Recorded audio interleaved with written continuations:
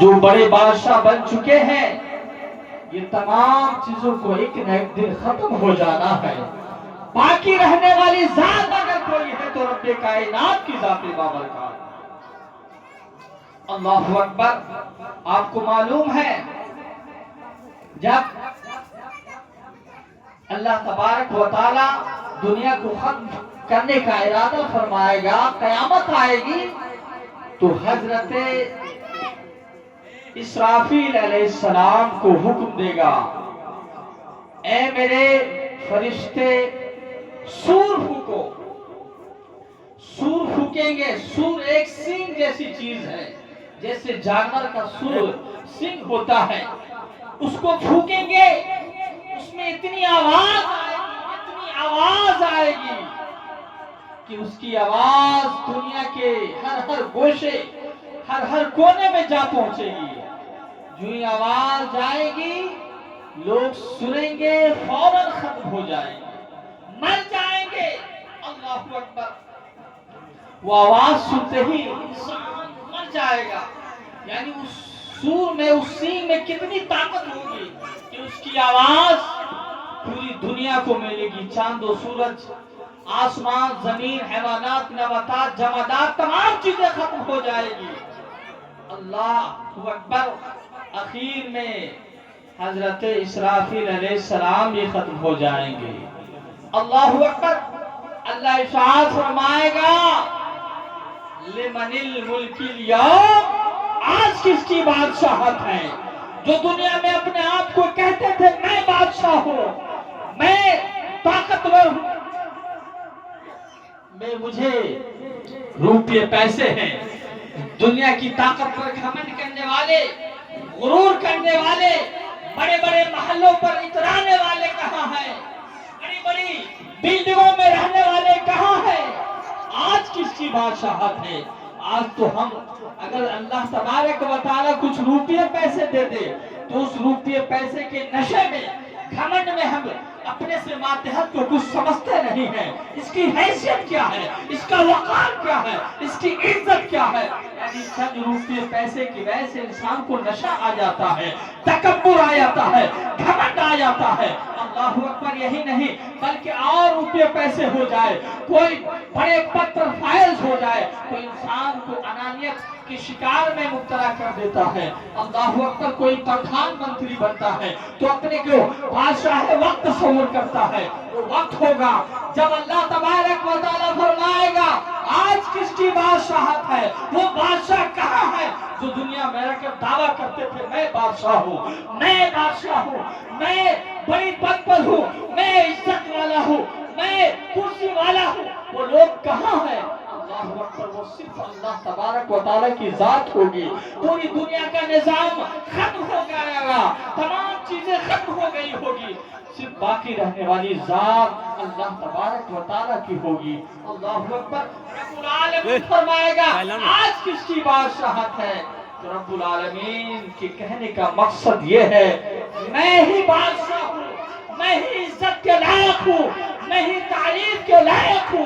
آج بادشاہت اگر ہے تو میری بادشاہت ہے، چلے گی تو میری چلے گی۔ اللہ اکبر۔ اللہ تبارک و تعالیٰ کا قرآن ارشاد فرماتا ہے روئے زمین پر جتنی بھی چیزیں ہیں تمام چیزوں کو ختم ہو جانا ہے۔ وَيَبْقَى وَجْهُ رَبِّكَ ذُو الْجَلَالِ وَالْإِكْرَامِ۔ باقی رہنے والی اگر کوئی ذات ہے تو رب العالمین کی ذات بابرکات ہے۔ ہم دنیا میں آئے ہیں تو اس کا مطلب یہ نہیں کہ ہم ہمیشہ کے لیے رہیں گے۔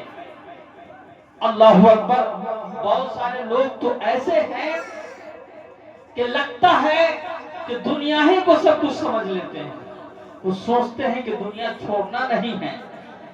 ان کی سوچ کیسی ہے، کتنی گندی ہے۔ اگر سوچ اچھی ہوتی تو جانے کی تیاری کرتے ہیں، اگر سوچ عمدہ ہوتی تو نیک عمل کرتے، اگر سوچ اچھی ہوتی تو اللہ اور اس کے رسول کے حکموں پر عمل کرتے۔ مگر یاد رکھے جو لوگ سوچتے ہیں کہ دنیا ہی سب کچھ ہے، اللہ اکبر، تو ان کو یہ پیغام دے دوں اللہ کے حبیب صلی اللہ علیہ وسلم ارشاد فرماتے ہیں الدنیا مزرع الآخرہ، یہ دنیا آخرت کی کھیتی ہے۔ جس طریقے سے ہم کھیت میں کوئی چیز بوتے ہیں تو فصل تیار ہوتا ہے، کھانے پینے کی چیز تیار ہوتی ہے، ہم اسے استعمال کرتے ہیں، اسی طریقے سے دنیا ہے، ہم آئے اس لیے ہیں۔ اللہ ارشاد فرماتا ہے ہم نے انسان اور جنات کو صرف اپنی عبادت کے لیے بھیجا ہے۔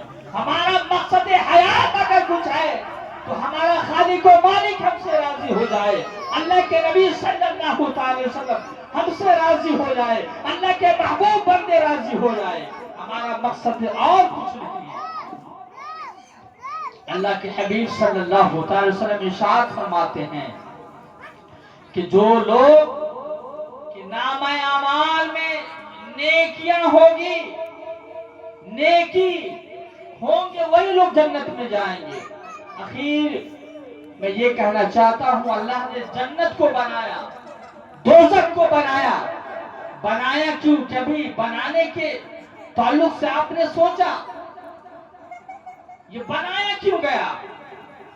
اللہ کے حبیب صلی اللہ علیہ وسلم ارشاد فرماتے ہیں جنت کو اس لیے بنایا گیا تاکہ جو اچھے لوگ ہیں، جو نیک کام کرنے والے ہیں، اسے جنت میں ڈالا جائے، اور جو برے کام کرنے والے اسے جہنم میں ڈالا جائے۔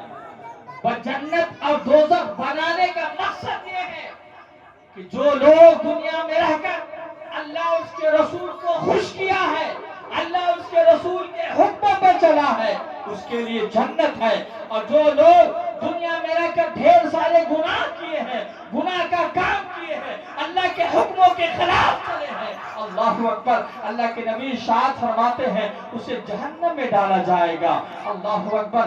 ہم جنت اور دوزخ کا تصور کرتے ہیں، جنت اور دوزخ کے بارے میں علماء کرام سے تقریر سماعت کرتے ہیں، سنتے ہیں، مگر اللہ اس کے رسول کے حکموں پر نہیں عمل کرتے۔ اللہ اکبر۔ اللہ کا قرآن ارشاد فرماتا ہے باقی رہنے والی ذات اگر کوئی ہے تو خدا کی ذات ہے۔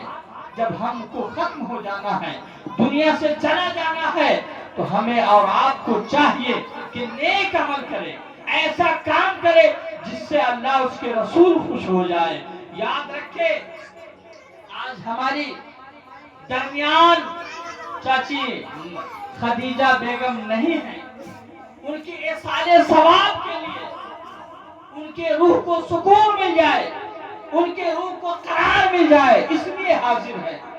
تو قرآن کی تلاوت کی گئی، علماء کرام نے واعظ و نصیحت کی، فاتحہ درود کیا گیا، غریب اور مسکین اور اللہ کے بندوں کو ان کے نام سے کھلایا گیا۔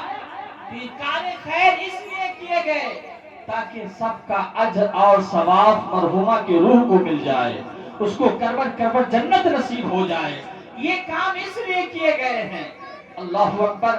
یہی کام ہم اور آپ زندگی میں کرتے تو کیا ہی بہتر ہوگا۔ اللہ اکبر۔ اس لیے مرنے سے پہلے ہم تمام لوگوں کی ذمہ داری بنتی ہے کہ مرنے سے پہلے مرنے کی تیاری کی جائے، قبر میں جانے سے پہلے قبر کی تیاری کی جائے۔ اندھیری کوٹھی میں جب ہمیں رکھا جائے گا تو ہم ہوں گے، ہمارا نیک عمل ہوگا، ہم ہوں گے، نبی رحمت صلی اللہ علیہ وسلم کے چہرے کی دیدار ہوگی، ہم ہوں گے، ہمارے اعمال ہوں گے، اور کوئی نہیں ہوگا۔ جو جیسا کرے گا قبر میں اسی طرح وہ اسے سزا ملے گی، اسے تکلیف اور عذاب میں مبتلا کیا جائے گا۔ اللہ کے نبی ارشاد فرماتے ہیں کہ جب کسی بندہ مومن کو قبر میں رکھ دیا جاتا ہے تو اگر بندے گنہگار ہوتے ہیں تو قبر اس طرح دباتی ہے کہ بائیں طرف کی پسلیاں دائیں طرف ہو جاتی ہے اور دائیں طرف کی پسلیاں بائیں طرف ہو جاتی ہے۔